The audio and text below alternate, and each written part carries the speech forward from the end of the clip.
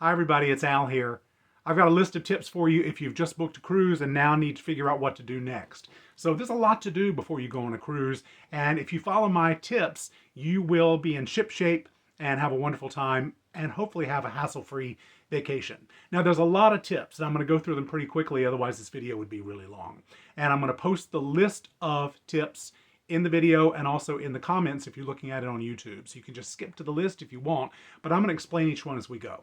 Okay, number one, travel insurance. You want to make sure you buy travel insurance and get it pretty close to the time that you book your cruise. The reason for that is you can get extra benefits from the travel insurance company if you buy your insurance right around the time that you book your cruise.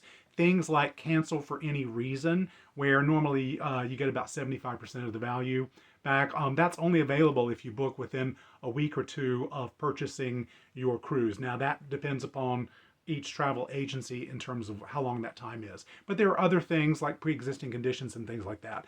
Now, why is travel insurance important? It's really important because if you get sick, and I get it more for health reasons than I do for cancellation type things. But if you get sick, travel insurance covers your medical bills. In fact, it doesn't even touch your normal medical insurance.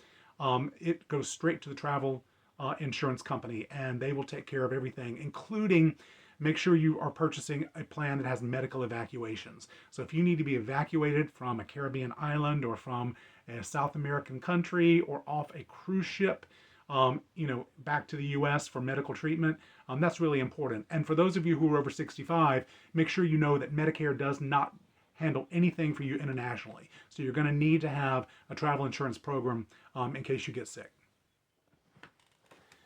Tip number 2 is your passport. So make sure that you check the date of your passport because you want to make sure it is current, and you want to make sure you've got about 6 months left at least from the expiration date between the date you travel and your expiration date. So you don't want to cut it close. A lot of times you won't be allowed to sail if you're too close to the expiration date. So make sure you've got at least 6 months. And while I'm on the subject of important documentation, the other documentation I want you to consider is your vaccination record. So a lot of times COVID is not a thing anymore, like they're not requiring proof of vaccination, or they're not requiring testing, but you never know when it's going to rear its ugly head again. Hopefully not. But if you keep your vaccination record in a little pouch with your passport, then it's all together, so you don't have to worry about it.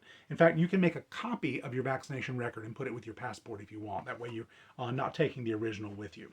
The other tip I've got regarding passports and COVID vaccination is take a photograph of them or make a digital copy and store a copy in your phone, and also store a copy somewhere online where you can get to it in case you lose your phone, in case you lose everything. Let's say, for example, you are stuck in a Caribbean port and the ship has left you and you have lost your wallet, kind of a worst case scenario. For example, if I go to Google Drive and look up my account, I would just be able to do that from anybody's phone or anybody's computer. I would be able to get a copy of my passport, and I'd be able to get a copy of my vaccination record. So that kind of thing is important in case of emergencies. So make sure you store a digital copy of all of your important documentation. All right, the next thing to consider is any sort of documentation that you might need in order to travel other than your passport. So are you visiting a country or a port that requires any sort of a visa or any sort of a tourist application? So you want to check with that. Usually the cruise line will be happy to tell you whether that's needed or not. The second thing is, are you visiting any sort of a port where you need any sort of medical vaccination or any sort of medication? For example, when I traveled to India on business, I was recommended that I get malaria pills, and I also had some vaccinations before I traveled. So look into that. There are places online where you can search for that kind of information. Now, once your cruise is booked, you can go ahead and create an account with the cruise line online if you don't already have one. So go to their website. So for Royal Caribbean, it's rccl.com. For Celebrity, it's celebritycruises.com, virginvoyages.com, ncl.com, etc., etc. So they all have websites where you can create an ID and a password if you don't already have one. That also is used in their app. So the next thing I want you to do is I want you to download the app for the cruise line. That's really important. More and more of your day-to-day business on the ship, or your registration or your check-in, is done on the app. And the more you do in advance, the faster you get through embarkation, and the faster you get to that first cocktail or that first dinner or that first buffet or whatever it is you're looking forward to doing on the ship.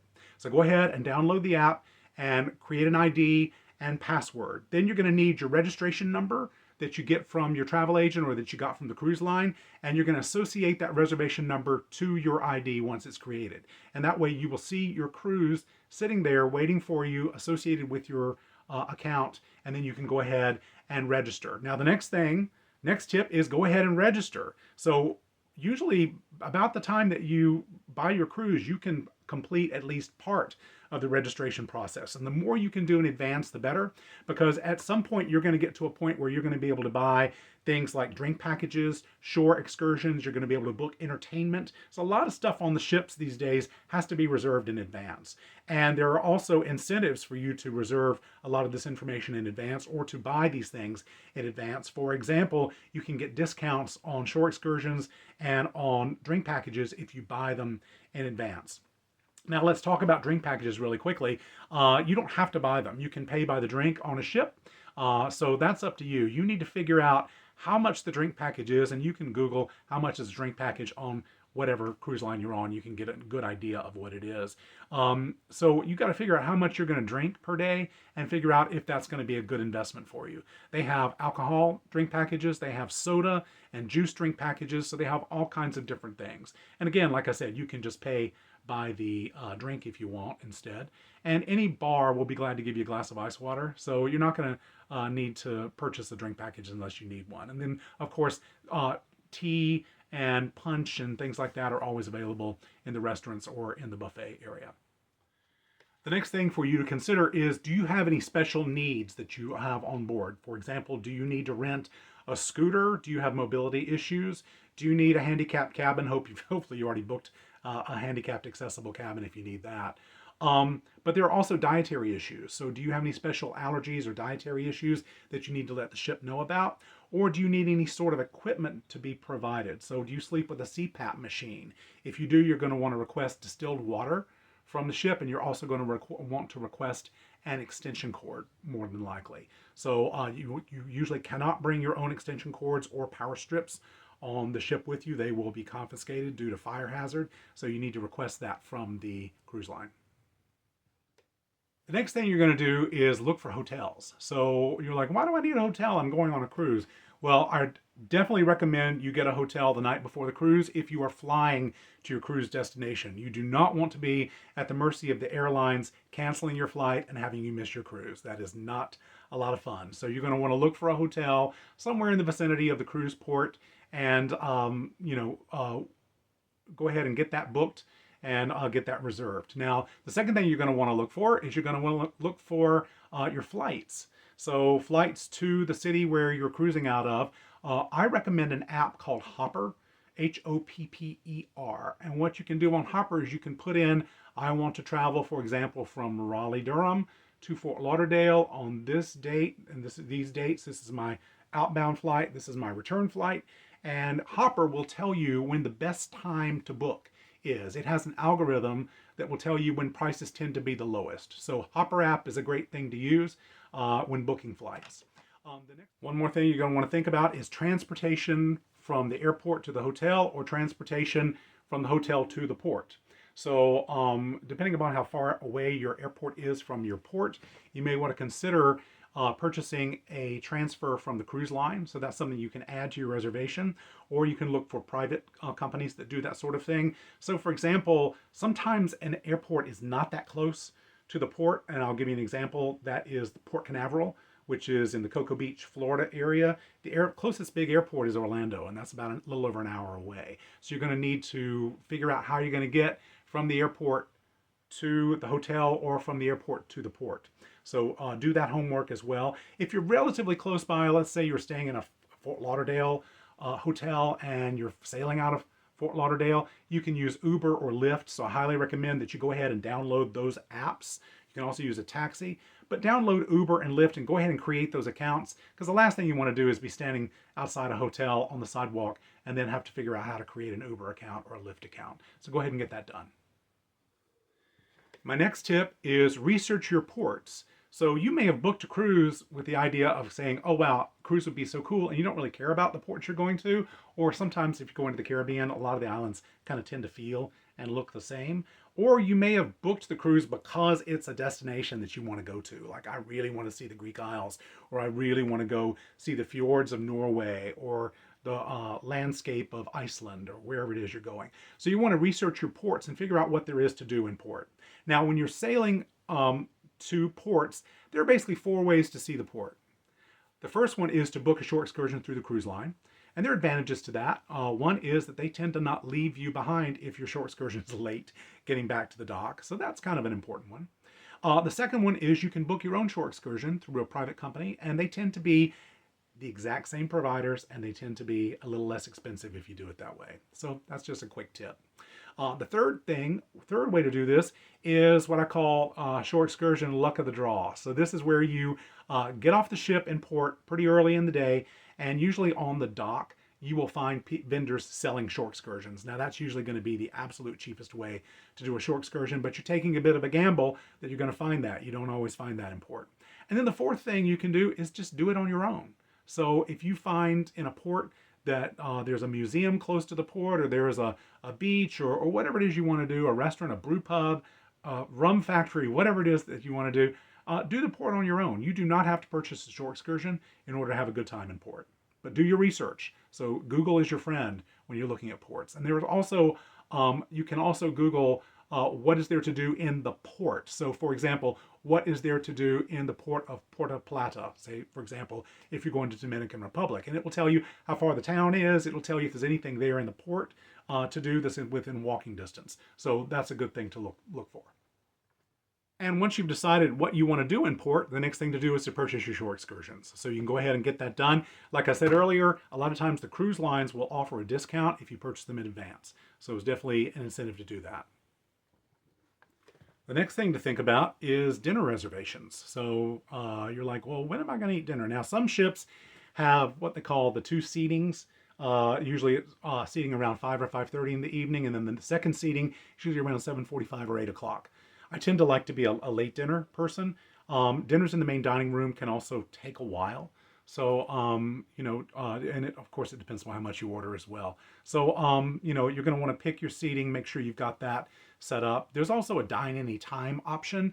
Usually that's in part of the main dining room. Like if a main dining room is separated by floors, you will have an upstairs and a downstairs. Usually the downstairs is used for the seatings and upstairs is used for dine anytime.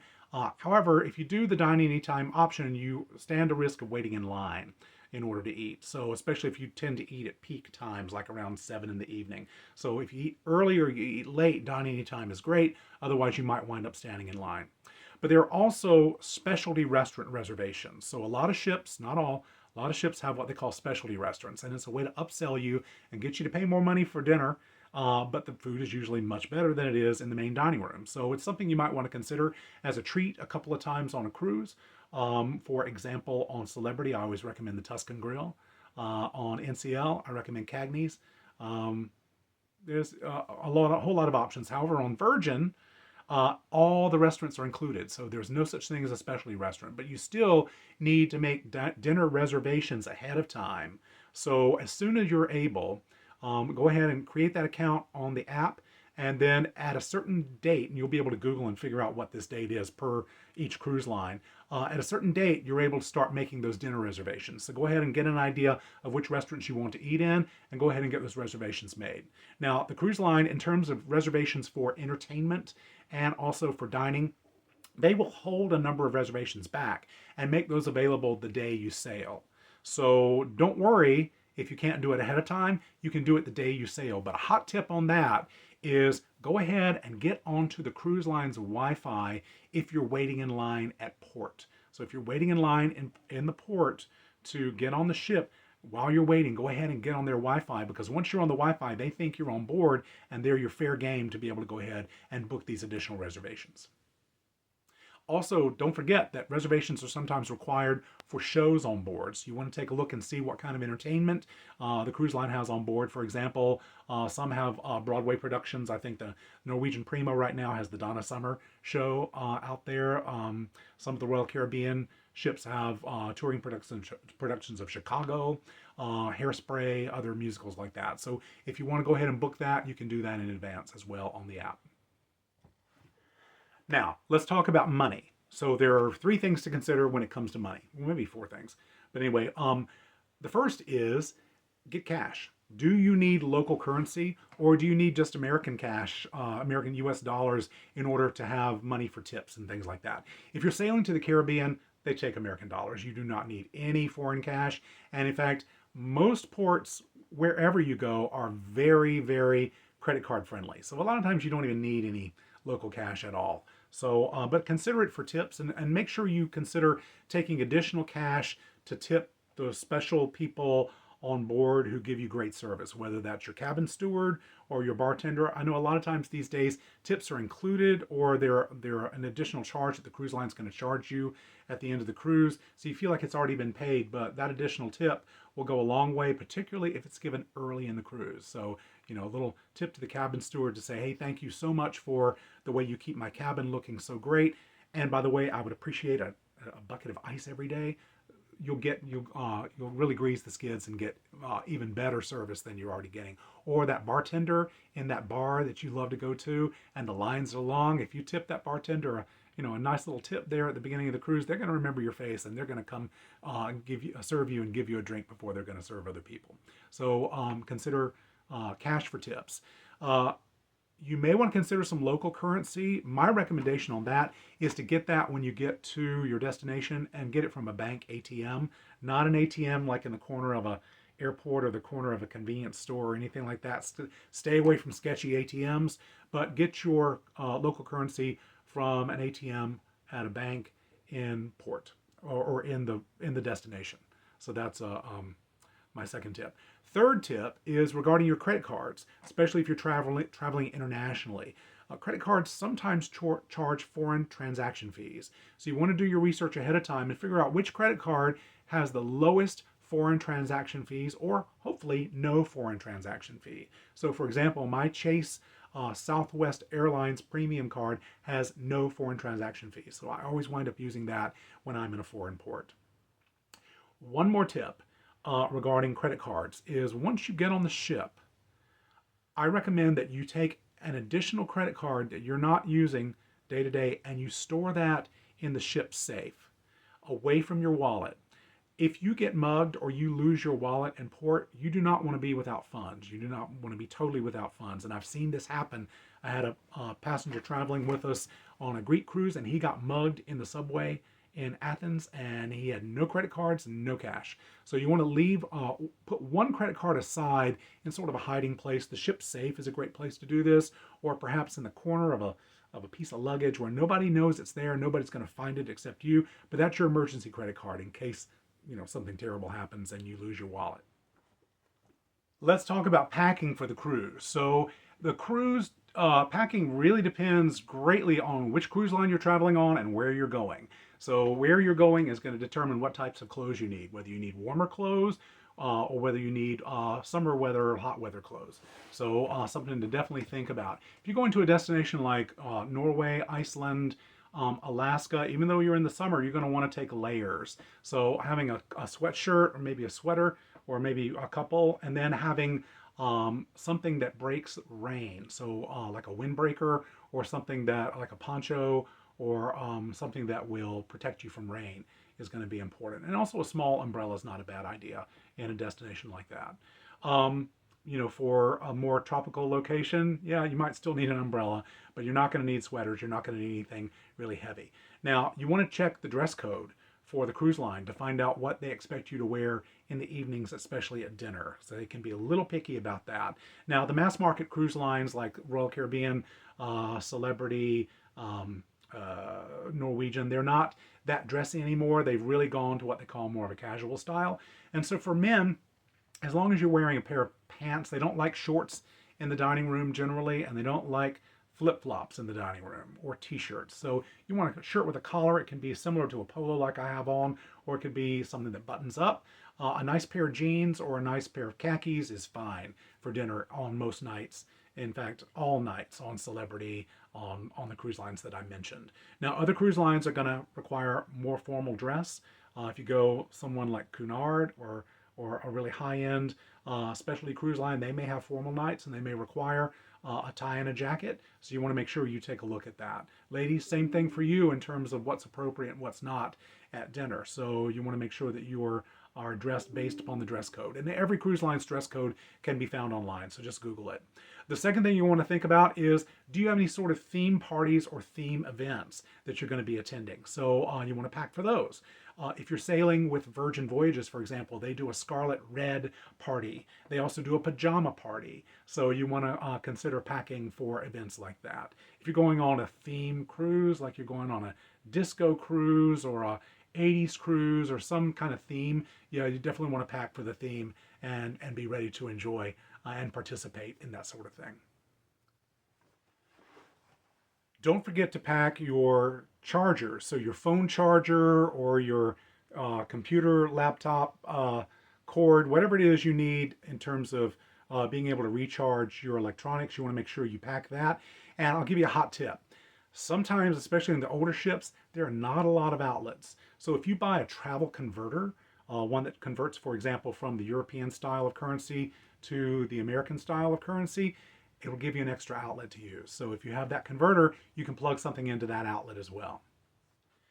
And one thing you want to do before you leave home is you want to print your luggage tags. So luggage tags can be found in your e-docs that are associated with your reservation. So towards during the registration process, the cruise line is going to give you a link to your documentation. And usually within that documentation, usually toward the back, you'll find luggage tags. Go ahead and print a couple of those off, maybe 3.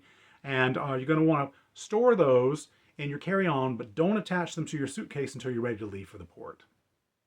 About 2 weeks before the cruise, you can go ahead and put a hold on your U.S. Postal Service mail. So you want to go to the Postal Service's website and request that they hold your mail while you're on vacation. That way you don't have to worry about things being stolen out of your mailbox. And about a couple of days before the cruise, you want to finish registration on the app. So usually about 24 to 48 hours before you sail, the cruise line will ask you some health questions, like have you had a virus, have you had COVID, have you been sick? So you'll answer those health questions, and when you get that done, you should get a check mark on the app, and it's going to tell you that you're ready to check in. So what you want to do is you want to bring the app with you to the port, and usually there's a barcode that they will scan, and that is the way you get on the ship. It's pretty seamless compared to the way it used to be. And a lot of times now you will not get your CPAS card there in the terminal. It'll be waiting for you on your cabin door once you get to your room. So the CPAS card is your little card you put in your wallet, and it is used to open your cabin door. It is used to pay for things on the cruise. Cruise lines are pretty much cashless. So you will have already registered a credit card number with the cruise line, and anything that you buy, you're going to swipe that room key card, and it's going to create an account, and it's going to add those charges to your account. You'll be able to see your account on the cruise line app, and usually also on the cruise line usually has a television system where you can view your account and the details and see what's being charged. I do recommend that you take a look at that every once in a while just in case a mistake is made. It is so much easier to correct those things during a cruise than it is the morning when everybody's trying to leave the ship and everybody finds that they have something that they need to ask about.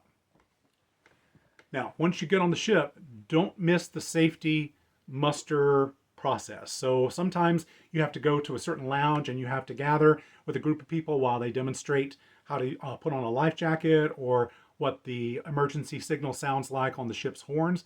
Other times it's a virtual check-in where you need to watch a video. Sometimes it's on the app, sometimes it's on the television in your stateroom, and then you will need to go to what they call your muster station, and you'll need to check in with a crew member who's there, and they will scan your app. So make sure you have the app ready, and if you don't have that, they can take your name and your number and they can manually enter in. But do not miss muster drill because they will come get you. And that is a great way to make yourself very unpopular with the ship staff, is to miss muster drill. So don't forget that. It's really important that you do that. And go ahead and get that knocked off as soon as you get to the ship. That way you don't have to worry about it. It's one and done. Okay, and my last tip, we're at the end. If you look in the app on the daily schedule, or if you look in the printed documentation that the cruise line leaves for you about all the activities that you have for the day, you're going to want to make sure you take note of the port agent information and their contact info. If you get in trouble in port, that is the information you're going to want to have. So take your camera and snap a picture of it if it's in the printed material, or take that printed material with you and put it in your pocket. Or if it's on the app, then you've got it. So, but make sure you have that information when you go ashore, because if you get in trouble, you need to make sure you know who to get in touch with, or if you miss the ship, for example. So you want to make sure that you have that port information handy. Okay, that's it. If you do all those things and you do them proactively and you do them ahead of time, you're going to be in great shape for your cruise. I know it's a lot, but once you get on board and once you get settled, a cruise is the most relaxing vacation I think you can take, and you're going to have a wonderful time. If you have any questions, let me know, and check out my YouTube for other videos. Thanks.